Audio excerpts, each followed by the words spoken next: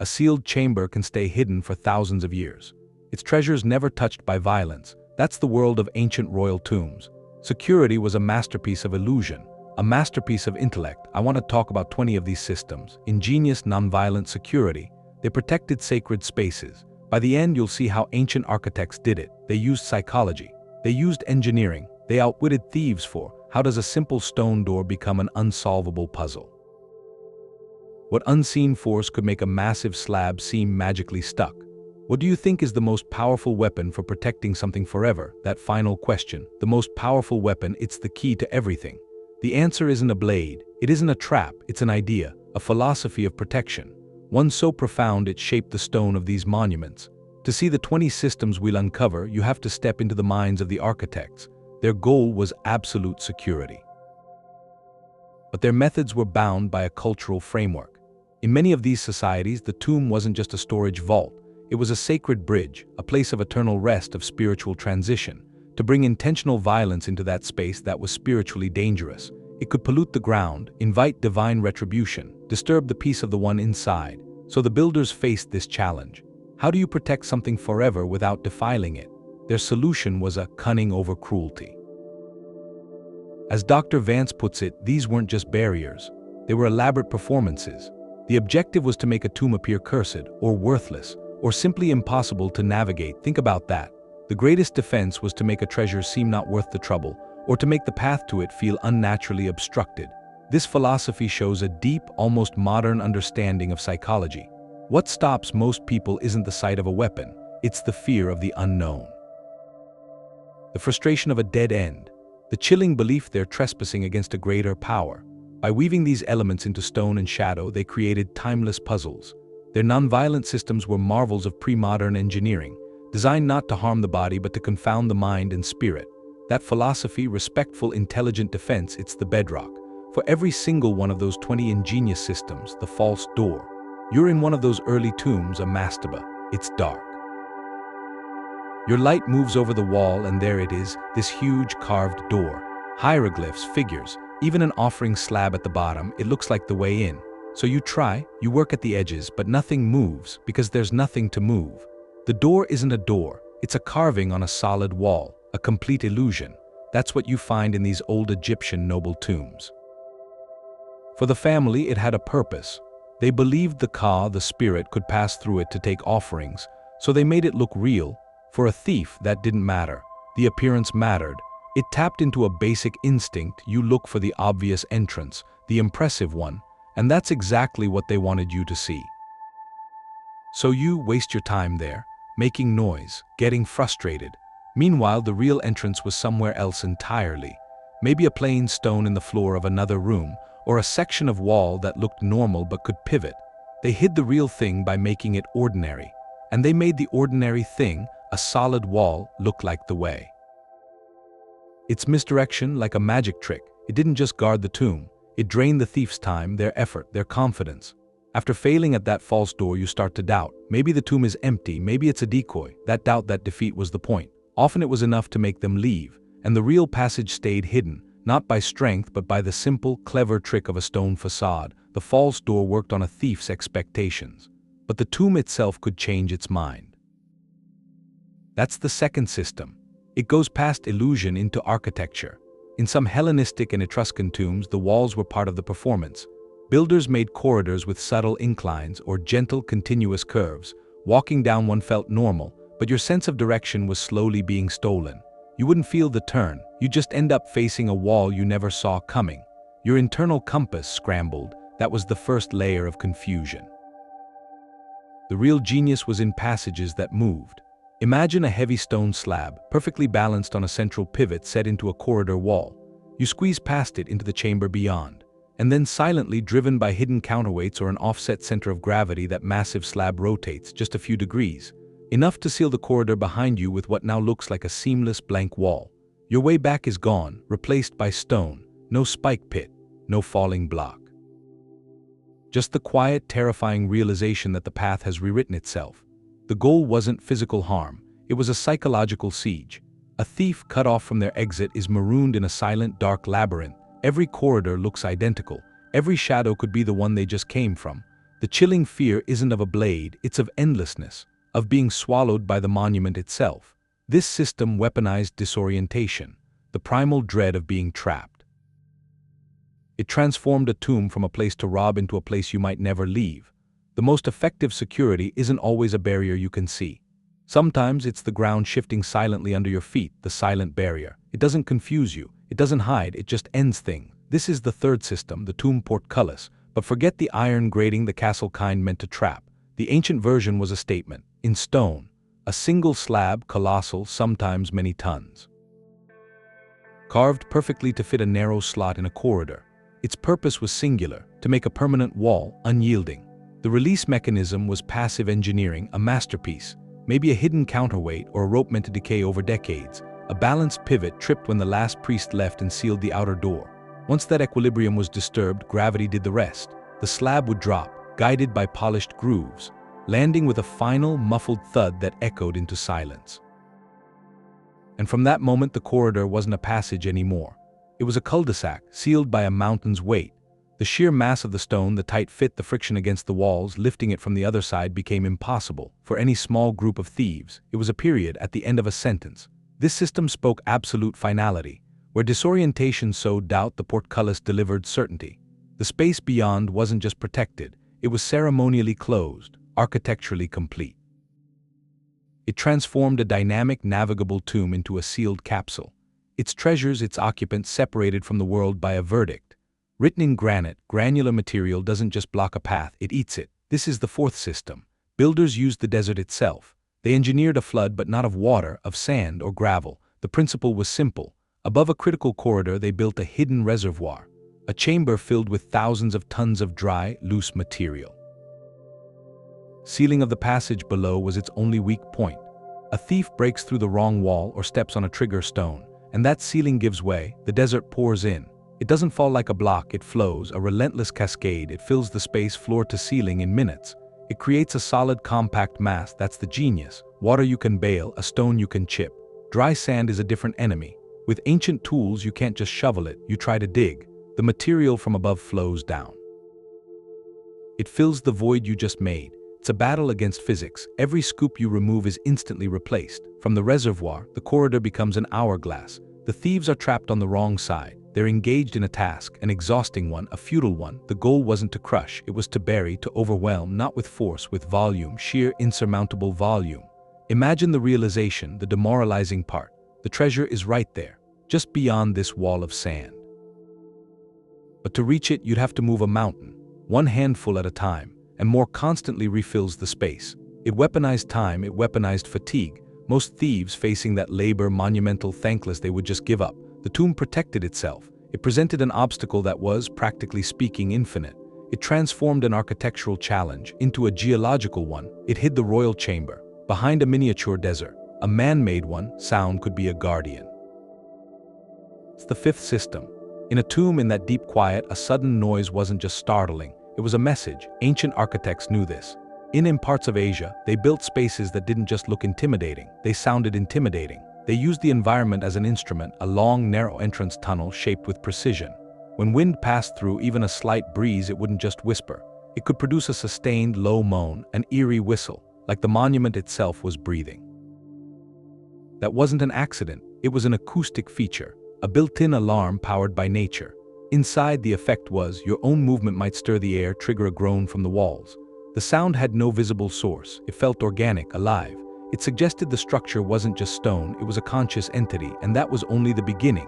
Builders used sonic traps, piles of loose shale, carefully balanced stones in ceilings along narrow ledges. The design was subtle.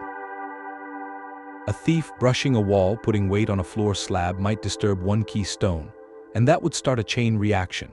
A clatter, then a rumble, then a sudden loud collapse in a nearby passage, not enough to bury anyone but enough to sound like the ceiling was coming down. In absolute darkness with only torchlight, that noise was catastrophic. It mimicked structural failure. It screamed instability. It told the intruder they were making the tomb crumble.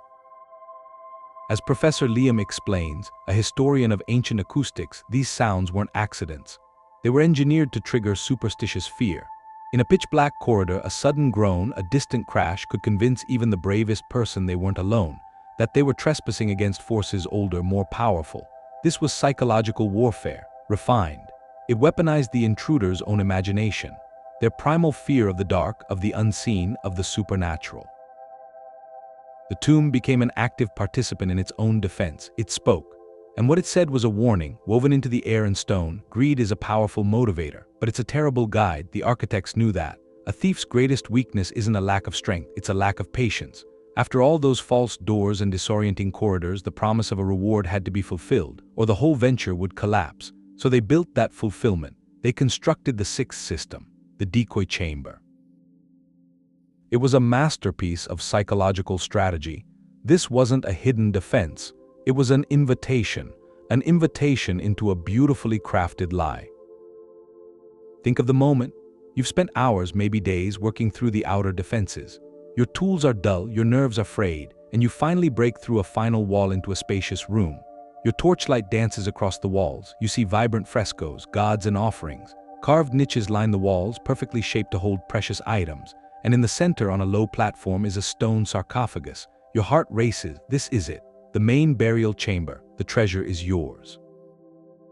You rush to the niches. They're empty. You approach the sarcophagus. You heave the lid aside with tremendous effort. It's empty, just a block of stone shaped like a coffin. The beautiful room is a shell, a stage set with no actors. The crushing disappointment in that moment is a physical weight. All that risk, all that effort, for absolutely nothing. The logical conclusion is obvious. Someone has already been here. The tomb is cleaned out. You've risked everything for a prize that vanished centuries ago. That feeling, that strategic disappointment, was the entire point. The decoy chamber was a pressure release valve, a release for a thief's determination. It offered a conclusion to the story they were telling themselves, a finale that said, "You failed." It manipulated expectation to induce surrender. Why search further? You've already found the heart of the tomb, and it's hollow. The real burial chamber, the priceless one, was often hidden elsewhere, sometimes directly behind a false wall in that very decoy room, sealed by a slab that looked like part of the painted scenery. The treasure was inches away, separated by a perception the architects had carefully engineered. They protected the sacred space not by hiding it completely, but by hiding it in the last place a disappointed, exhausted person would think to look, right beside the scene of their defeat. Heavy stone door that just wouldn't move. That's the seventh system, ancient physics turning into a ghost story. The material was lodestone, a naturally magnetic rock. In places that knew its pull, ancient China, parts of the Mediterranean, it became a kind of tool. The use was subtle, evidence is rare, more theory than fact, but the idea is strong.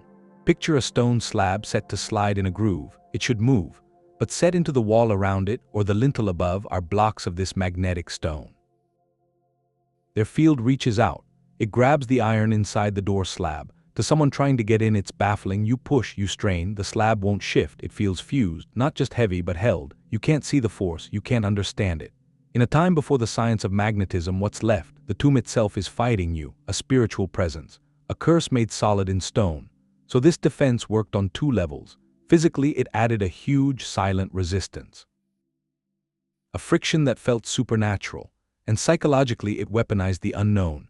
It was a puzzle with no visible pieces, a problem that broke logic. How do you fight a wall that seems alive, that seems to want to stay shut? You don't, you leave. You tell stories about haunted ground. The magnetic lock, if it was ever real, was a peak of nonviolent cleverness. It didn't threaten. It just presented an absolute mysterious fact. The door would not open. The reason was a secret of the earth used by human ingenuity.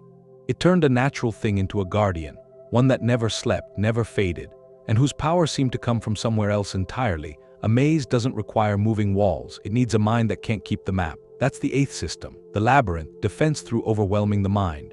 A single twist can disorient you. A series of identical forks, dead ends, and loops, it breaks your ability to think. You walk into a space built to erase itself from your memory as you move through it, like the complex under Pharaoh's step pyramid at Saqqara, or the idea of the Cretan labyrinth, a myth that points to a real principle. These places weren't just confusing, they were exhaustive. The corridors all looked the same rough stone, the same size. Every turn was a choice, and every choice seemed to lead to another identical junction or a room that just curved back to where you started an hour earlier. The goal was clear, Not to hurt the body, but to besiege the mind, to create mental fatigue. Picture it, your torch flickers, casting the same shadows on the same walls. You mark a turn with chalk, and then you find your own mark looking back at you from a passage you're sure you've never seen. Your internal story falls apart. Left, right, straight, back, the words stop meaning anything. You're not navigating anymore, you're surviving. And with every hour, your resources drain, your lamp oil, your water. Your resolve, this defense weaponized time itself. In that sealed darkness, time wasn't minutes or hours. It was the measure of your fading hope. The architects understood a robber's calculation, risk versus reward. By making the risk an endless, demoralizing walk with no visible progress, they made the reward feel mythical, out of reach. The treasure might be real, but the cost to reach it was your sanity, your sense of place in the world. Without a guide, without a thread like in the stories, you were at the mercy of the stone. The longer you wandered, the greater the chance of a quiet end, not from a trap, but from the simple, terrible math of a lost person in a sealed tomb. The labyrinth didn't kill, it asked a question. How much of yourself are you willing to lose in the dark for a glimmer you might never find? And for many, the answer was to turn back. A seal is a promise, something solid. The ninth system made that promise into a guard. In tombs all over the ancient world, from China to the Mediterranean, the last step of sealing wasn't just paperwork, it was a ceremony, and it was clever. Before a stone door closed or a wooden chest was shut for good, workers would take soft clay or beeswax and press it over the seam. The important seam. Then they'd press the king's ring or the pharaoh's cartouche or the high priest's symbol right into that soft material. The mark it left wasn't just a mark, it was a signature, a covenant. But the real clever part came after. They'd lay a network of cords, linen, leather, silk, across the surface or thread them through the handles and latches before the sealant went on. These cords were tied in official knots, intricate ones, and the ends were buried in the clay or the wax. Then the whole thing was left to dry, to harden into a brittle shell. The system was simple, and it was devastatingly effective. It didn't offer any physical strength. A thief could easily smash the clay, snap the cords, and get in. But that was the point. The defense wasn't about strength. It was about consequence. Trying to open it would break the seal's impression. It would cut the carefully tied cords. The damage was immediate, and it was undeniable. It was proof. Tampering couldn't be hidden. You couldn't repair it. You couldn't fake the unique mark of a royal signet. You couldn't retie the official knot. So what did it protect? It protected accountability. In a society where the ruler's authority came from the gods, breaking that seal wasn't just theft. It was treason. It was sacrilege. You weren't just taking gold. You were breaking a covenant with the gods themselves, marked by the ruler's own symbol. The fear that created was a powerful deterrent, a nonviolent one. A thief might brave dark corridors, but would they brave being marked eternally as a desecrator? Would they risk the spiritual wrath, the curse that would follow? And practically, if the theft was found later, the broken seal was perfect evidence. It couldn't be argued with. It triggered investigations, punishments, a legacy of infamy. The clay seal turned a physical barrier into a moral one, a spiritual one. It asked a question more frightening than any stone door. Are you willing to be known for all time as the one who broke the king's word? For many, the answer was to retreat, to leave that fragile clay guardian alone. Its message still clear, thousands of years later. The seal was a statement about what would happen. But the final prize, the very center of the tomb, could be its own perfect lock. The 10th system made the coffin itself a puzzle you couldn't solve. The counterweighted sarcophagus. You picture the moment. You've gotten past every other defense. You're standing in the silent burial chamber. And there's the great stone coffin, the sarcophagus. This is it, the end of the line. You wedge your tools into the seam between the lid and the base.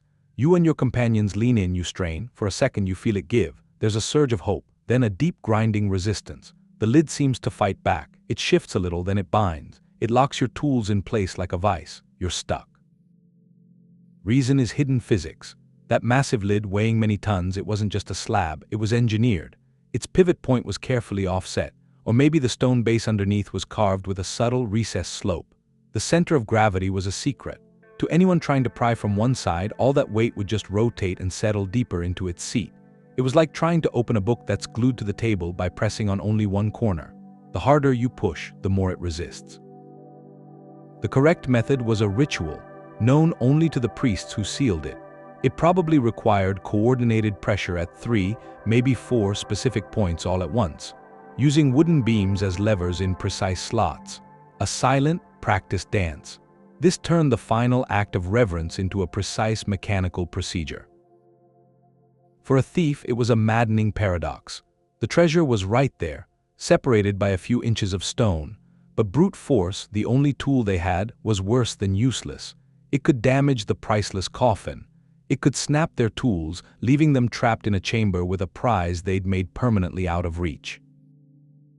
This system weaponized frustration. It turned the ultimate goal into a monument to your own failure. You could touch it, you could circle it, but you could not claim it. The sarcophagus stood as a silent guardian, protecting its sacred contents not with a threat but with an elegant, immutable law of physics. A final, quiet statement from the architects. Some doors are not meant to be opened by force, only by understanding. The torch was a lifeline for a thief. But in the right kind of space, it could lie to you. That's the 11th system, the manipulation of light and shadow, a defense made from perception, not from stone. The ancient architects understood something. In total darkness, the human mind looks for a pattern. It tries to make sense of the chaos from a flickering flame. So they built spaces to feed that instinct, to give it false information. They used materials as tools. A section of wall, polished smooth, would act like a dim mirror. Your own moving torchlight would reflect back. A vague, shifting glow from deep in the stone, suggesting a passage that wasn't there. And on the opposite wall, a deeply carved relief would swallow the light. It created a pool of blackness that looked like a void. The flat floor ahead might have shallow grooves carved into it. When your low light hit them at an angle, they cast long, straight shadows. They perfectly mimicked the edges of a staircase going down. You'd step forward, expecting a drop, and stumble on level ground. The goal was to sabotage the senses. Your eyes, strained in the poor light, would report contradictions. A corner that seemed to go on forever might actually be just a few feet away. A solid, blank wall with some subtle, angled carving could look like it had a deep niche. You'd walk toward it and bump your head. This constant deception was exhausting. It forced the intruder to question every visual cue. It slowed everything down. Every shadow had to be tested, every reflection probed. This system weaponized the fundamental tool of exploration. It turned the torch from a guide into a source of misinformation. In that environment, the tomb itself felt alive, capricious. It seemed to reshape itself with every sway of the flame. The disorientation wasn't just about losing your way. It was about losing trust in your own senses. When you can't believe what you see, how can you find what you're looking for? The architects didn't just build a maze of stone. They built a maze of light, where the walls were in conspiracy with the darkness. A false wall should either stand or fall cleanly. This 12th system didn't do either. It was a dry masonry barrier, a masterpiece of passive aggression in stone. The principle was simple. Builders would block a corridor with a wall, but they wouldn't use mortar. No clay, no cement, just stones, each one shaped and balanced against the others. From the front, it looked solid. Impenetrable, a thief would study it and decide the only way through was to break it down. They'd set a lever against a keystone and push, and that's when the trap revealed itself. The wall didn't just collapse, it disintegrated in a specific way. The stones didn't fall outward into the corridor. They tumbled inward into the space the thief wanted to reach. They crashed down in a chaotic, interlocking pile. What was a neat barrier became a sloping mountain of rubble. That was the genius. Breaking in didn't create an opening. It created a worse problem. The original wall was a known thing. You could study it, chip at it. This new pile was unstable. Every stone was precariously balanced. Trying to remove one from the top could trigger a minor avalanche. Bury your tools or your feet. The pile filled the corridor from floor to ceiling, but loosely. It was a three-dimensional puzzle with no solution. Clearing it was a logistical nightmare. It required moving every single stone by hand out of a narrow space, with the constant risk of the whole mass shifting. It weaponized time and labor. The architects practiced a kind of architectural judo. They used the intruder's own force against them, that determination to break through. The force was transformed. It became the energy that built a newer, more maddening obstacle. The dry masonry wall was a self-healing barrier. Its response to violation was to become more complex, more exhausting to deal with. It asked a brutal question. How much effort are you willing to expend just to create more work for yourself? For many, staring at that jagged pile where a flat wall once stood, the answer was a slow, defeated retreat. The tomb defended itself not by fighting back, but by becoming a mess too frustrating to clean up. The mountain was the guardian. That's the 13th system. Geological camouflage. The ultimate concealment wasn't about hiding a tomb in the landscape. It was about making the tomb part of it, like the rose-red cliffs of Petra or the vertical faces in ancient Lycia in Turkey. The architects didn't build a structure and hide it. They started with the mountain. They carved inward, sculpted rooms, corridors, chambers right into the living rock. From a distance it was invisible, just another cliff face, another fold in the stone. You'd have to get dangerously close to see the signs, a smooth surface, a straight line against the chaos, the grand facade. And that facade was its own piece of deception. Often it was the only man-made thing you could see. They designed it to mirror the natural striations, used the same color stone, the same weathering patterns. From 100 paces away it blurred into the scenery, a secret in plain sight. But if you saw it, then the next challenge began: how to reach it.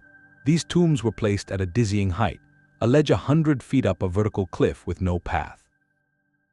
Access during construction for the entombment was likely temporary scaffolding, wooden platforms anchored into the rock. Once the last rite was done, that scaffolding came down, the priests left, and the mountain reclaimed its solitude. The security was scale and integration. No hidden triggers, no false doors. The defense was the geography itself. To even attempt a robbery, you'd first have to solve an engineering puzzle. Build your own scaffolding under the open sky in full view. Haul tools and men up that precarious height, all before you even touched the sealed entrance. The risk of discovery was enormous. The physical effort was staggering. This system weaponized inaccessibility. It transformed theft from an act of stealth into a public construction project. The tomb was protected by the sheer, silent face of the mountain, a guardian that required no maintenance, that never slept, that had stood for eons before the first stone was carved. It asked a simple, practical question: is the treasure inside worth the impossible climb? For most, the answer was written in the vertical rock before them. A silent, eternal no. Water was this quiet, creeping guardian. The 14th system used something simple, something that was always there: a few inches of water just standing.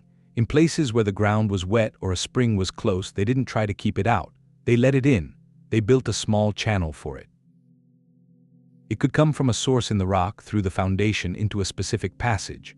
The point wasn't to flood the place, it was to keep it damp, a shallow pool that never went away, maybe a few inches deep, covering the floor of a room or a hallway.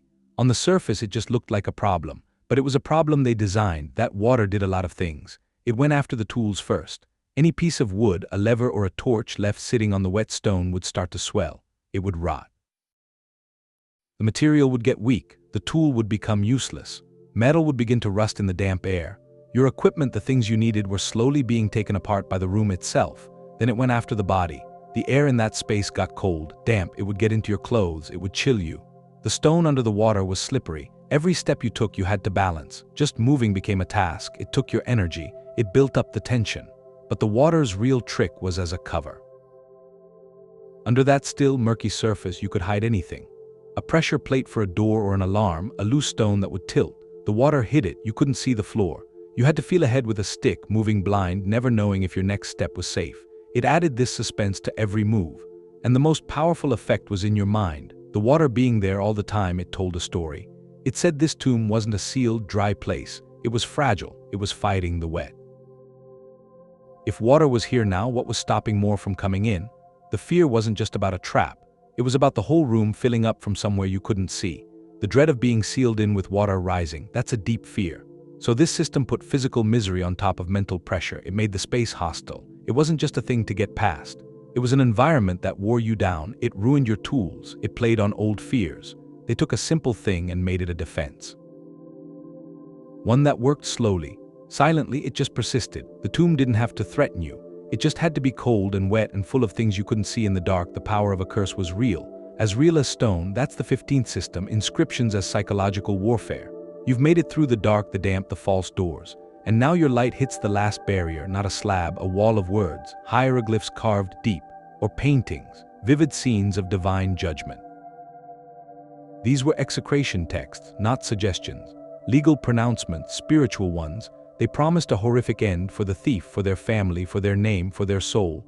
They spoke of a crocodile in the water, a lion in the desert, a fire in the flesh. They called on gods, on demons, to make sure the thief knew no peace. Not in this life, not in the next. To us, that might sound like superstition. But then in that place it was concrete. As Dr. Sophia puts it, these were active pronouncements. The words held power. To read them, to pass under them while stealing, was to activate them. It was inviting a consequence, a tangible, supernatural one. This system weaponized belief. It changed theft from a physical gamble to a spiritual transgression. The risk wasn't just capture, it was cosmic repercussions. A curse made the treasure spiritually radioactive. It forced a choice.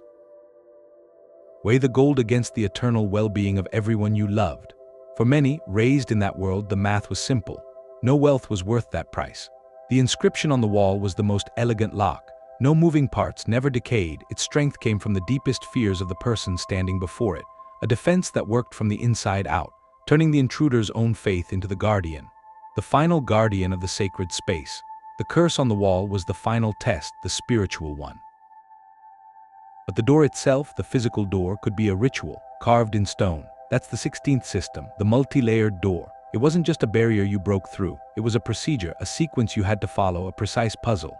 Some of the most secure entrances weren't single slabs. They were a series of mechanisms, interconnected. Each one was a prerequisite for the next. You'd have a massive stone door, sealed from the inside by a heavy timber bar. From your side, it's just a solid wall. But near the base, there's a small opening, a square hole, and it's plugged with a stone block fitted so tightly it looks like part of the door. You work for hours to pry that block free, and it finally comes loose.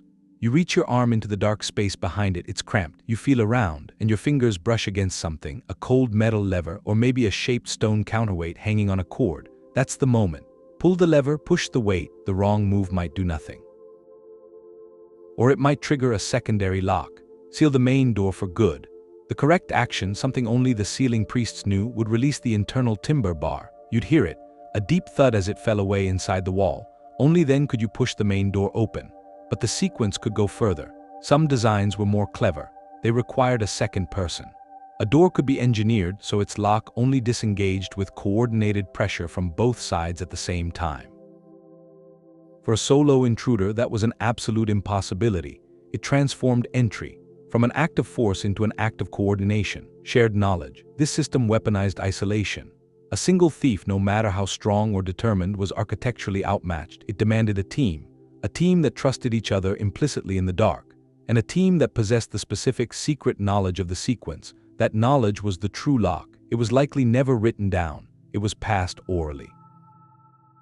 Among the highest priests, a sacred procedure that died with the last person who performed the final sealing. So the door stood for centuries, not just as a physical object, as a monument to lost understanding, a puzzle whose solution had been deliberately erased. To stand before it was to face not just stone but a profound silence. The answer was gone, leaving only the elegant, impassable question built into the rock. Sometimes the best defense is to give something up, to sacrifice. That's the 17th system, the strategic collapse corridor. This wasn't about catching a thief. It was about removing the path entirely. Architects would build a flaw right into the tomb's structure, on purpose. They'd take the passage that led to the burial chamber and construct it with a weakness. A key support made from a softer stone, or a ceiling with a hidden fault line. It had to look solid, it had to pass inspection, but its strength was measured. It was meant to hold under normal conditions, the settling of Earth over time, but not under repeated stress, not under attack. The trigger was the intrusion itself, the hammering at a wall, the prying near that weak point, the vibrations. Each impact would travel through the stone, stressing that hidden flaw, and at some point the architecture would reach its limit. It wouldn't just crack, it would give way completely. The ceiling of that corridor would come down, not as one piece but as a cascade of rubble. The goal wasn't necessarily to crush the intruders, though that could happen.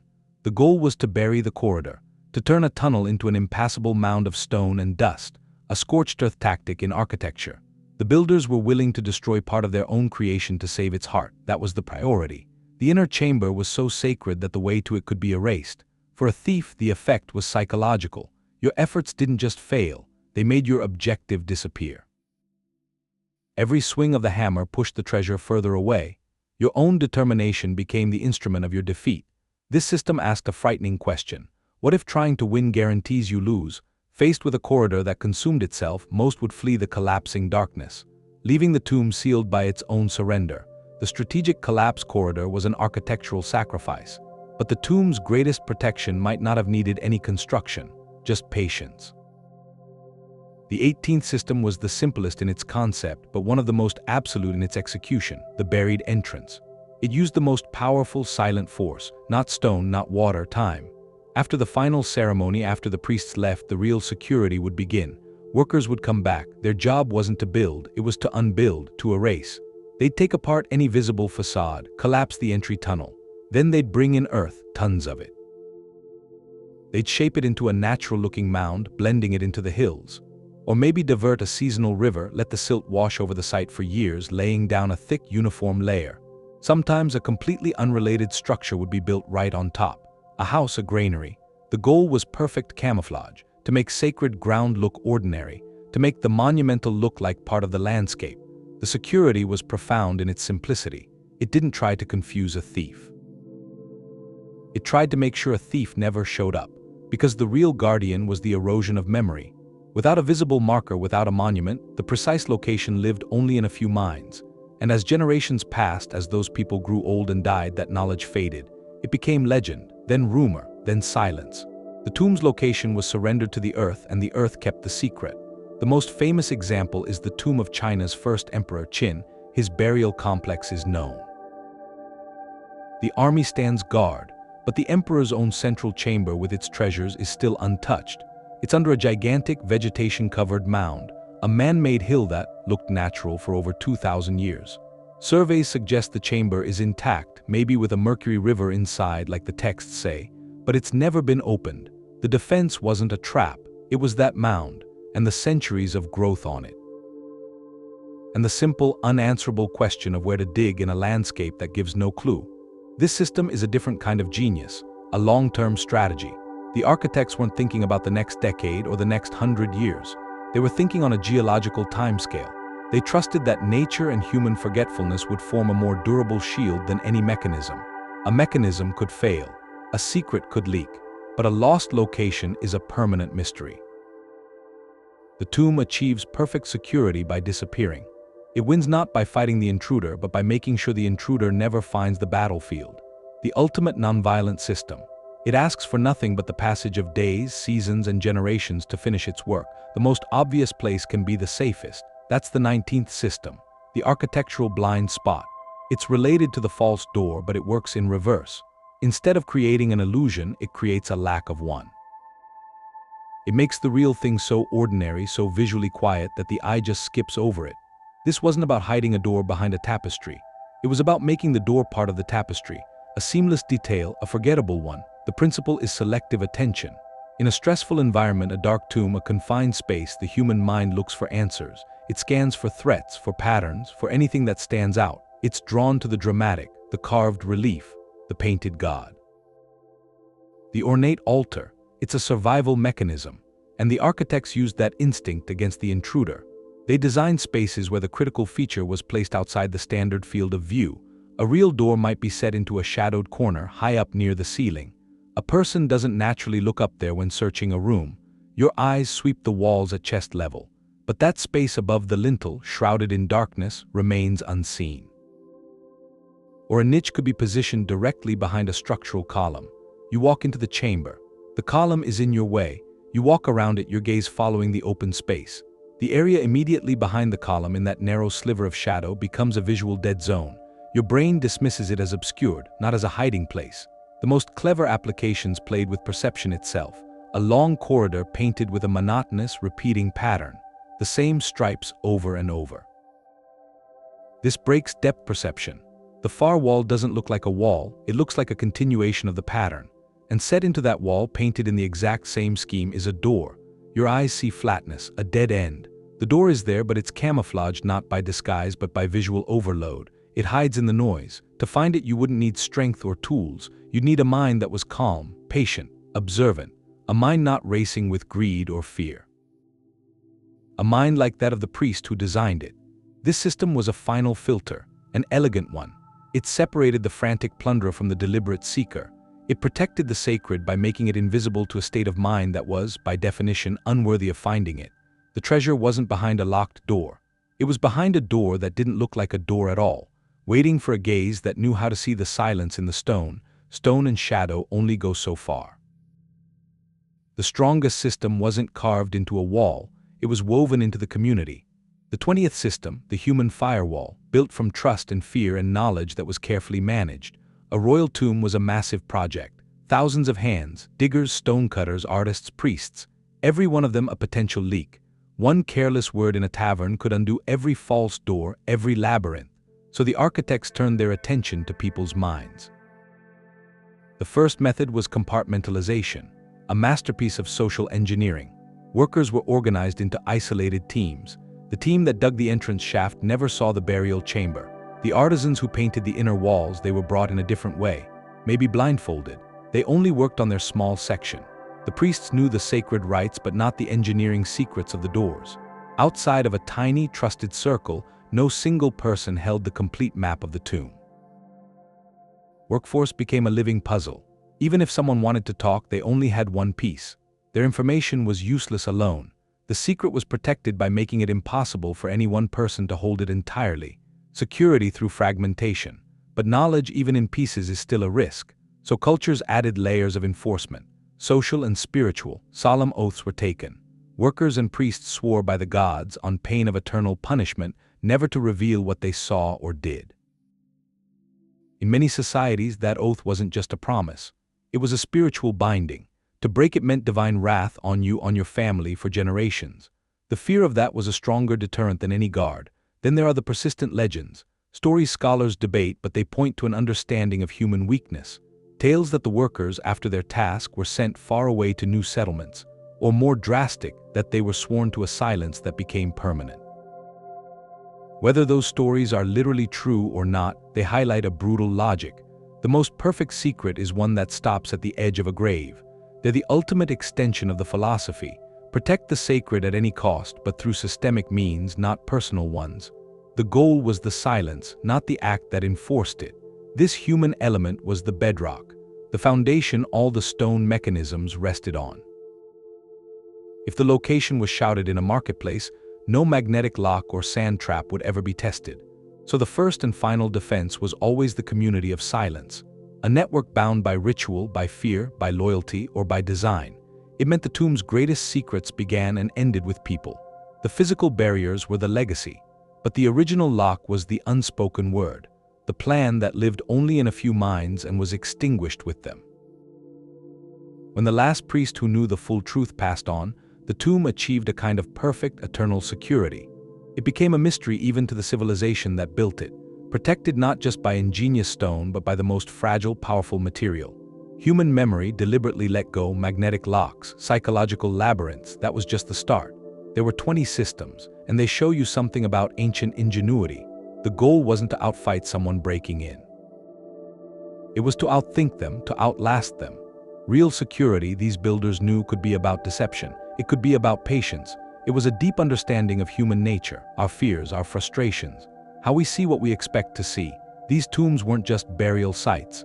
They were the final projects of the greatest minds of their age, thinkers designing for eternity, not with the strength of a fortress, but with the layered cleverness of a riddle that can't be solved. Their legacy isn't in broken bones or triggered traps. It's in chambers that stayed silent, chambers that kept their secrets for thousands of years. And you can see these old ideas now in our own time. Misdirection, that lives on in modern encryption. Data hidden in plain sight but with algorithms. Layered defense, that defines cybersecurity now. Airport security and psychological deterrence. That's the basis of warning signs, the design of banks and museums. Those ancient builders understood. The most powerful lock is usually the one inside the mind.